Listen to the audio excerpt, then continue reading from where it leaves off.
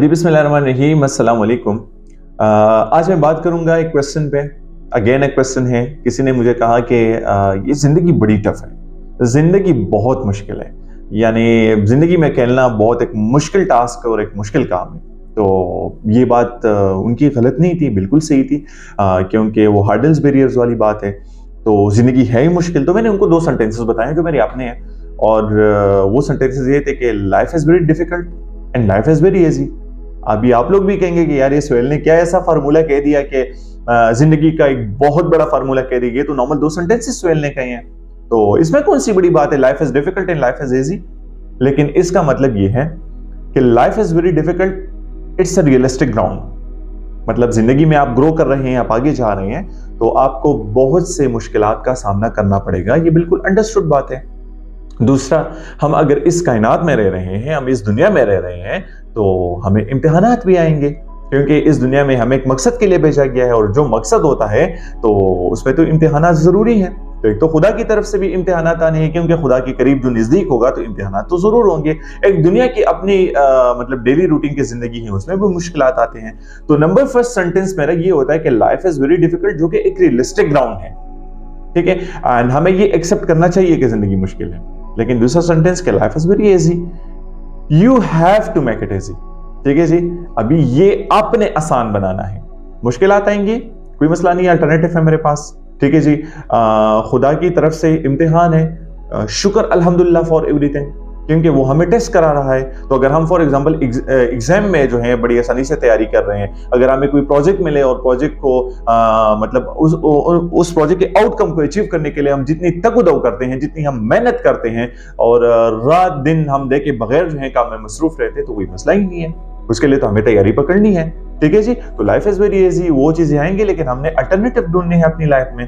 ठीक है, और कभी भी अपने जहन को इसी चीज पे ट्रेन नहीं करना है कि आई कांट, ठीक है, मैं ये नहीं कर सकता। यकीन जाने मैं 7 साल से इसी चीज पे फोकस कर रहा हूं ट्रेनिंग में। मैं एंटरप्रेन्योरशिप बहुत कम पढ़ा रहा हूं, हालांकि अल्हम्दुलिल्लाह बड़े अच्छे तरीके से हमारी एंटरप्रेन्योरशिप की जर्नी जो है वो जा रही है। मैं रिसर्च पे जो है मैं बहुत कम में आगे पढ़ा रहा हूं, क्योंकि रिसर्च में मेरी अपनी एक्सपर्टीज जो है वो 9 ईयर्स है।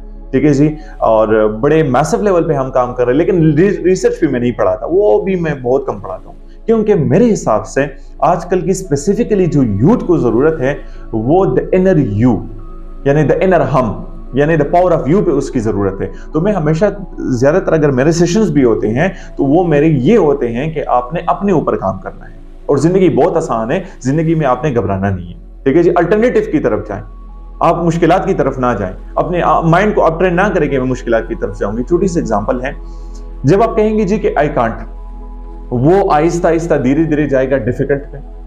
जब आप डिफिकल्ट में जर्नी गुजारेंगे तो वो आहिस्ता आहिस्ता नीचे मतलब आएगा, तीसरी कैटेगरी है इम्पॉसिबल की तरफ। ठीक है, और इसको मैं जोड़ता हूँ हाथी के एग्जांपल के साथ। हाथी का जो एक बच्चा होता है ना, जो छोटा बच्चा होता है, तो बचपन में उसके पैर में एक जंजीर बांधा जाता है। ठीक है जी, और मतलब वो हाथी जो है छोटा बच्चा होता है, तो हाथी का बच्चा जो है उस, हालांकि वो जंजीर बड़ा होता है, लेकिन अभी आते हैं कहानी की तरफ, तो छोटे बच्चे के लिए वो जंजीर तो उस टाइम बड़ा होता है। वो बच्चा जो है बार बार तोड़ने की कोशिश करता है, लेकिन नहीं कर सकता, क्योंकि उसका एक पैर बांधा होता है। अच्छा जी, जैसे जैसे वो हाथी बड़ा होता है, तो उनका मतलब हाथियों का जो है यहाँ पर एक माइंडसेट बना होता है कि यार पांव हिला हिला के तो हम तक गए। ठीक है, क्योंकि ये जंजीर तो तोड़ने वाली नहीं है। लेकिन जब वो हाथी बड़ा हो जाए, अगर वो चाहे तो मतलब सेकंड में जो है वो जंजीर तोड़ सकता है, क्योंकि हाथी का पावर कितना होता है। लेकिन नहीं, बचपन से उस हाथी ने ये चीज एक्सेप्ट की होती है कि मेरा मतलब जो है मेरे अंदर वो पावर नहीं है कि मैं ये जंजीर तोड़ूं।